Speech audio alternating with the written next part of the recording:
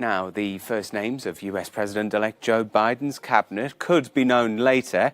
Biden is expected to appoint Antony Blinken as Secretary of State. The 58-year-old served as Deputy Secretary of State and Deputy National Security Advisor during the Obama administration. It comes against a backdrop of outgoing President Donald Trump's refusal to concede an election he was confirmed to have lost more than 2 weeks ago. Well, we're joined now from Washington by our reporter Ray Suarez. Ray, good to see you there. Just talk us through some of the picks that Biden could make here and what they're going to bring to the next White House.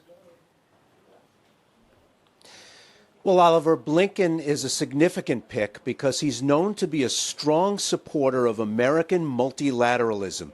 You'll recall that Donald Trump has pulled back on American relations with a lot of its traditional allies in the world. Blinken is quite the opposite. Of Europe in particular, he said that Europe is a partner of first resort, not last resort, when it comes to contending with the challenges we face.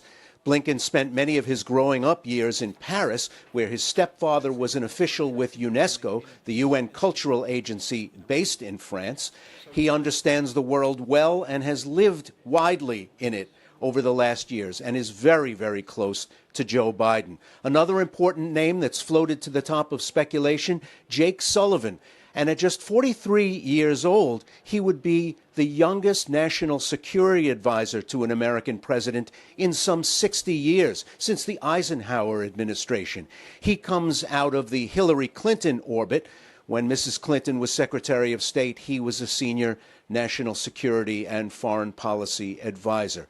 And finally, for the UN post in New York, the speculation is centering around Linda Thomas Greenfield, a veteran diplomat who's held many senior postings overseas under both Republican and Democratic administrations. There'll be more announcements later in the week. These names are still not official, but Joe Biden is expected soon to start naming more cabinet officials as part of his overall approach of acting like, yes, the next president of the United States.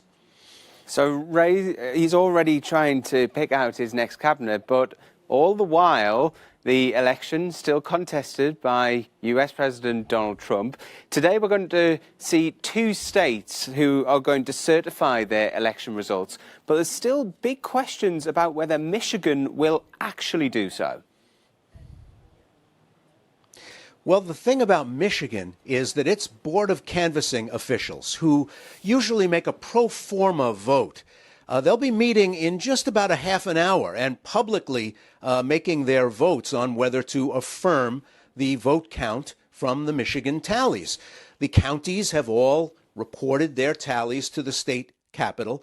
There are 4 members of the Board of Canvassers, 2 Republicans and 2 Democrats, and it's entirely within the realm of possibility that these officials could meet and vote 2-2, deadlock, on whether to affirm Michigan's vote.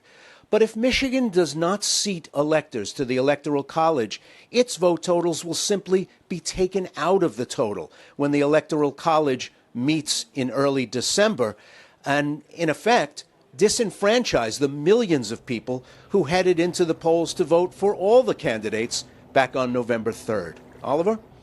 Ray Suarez joining us there from Washington, D.C.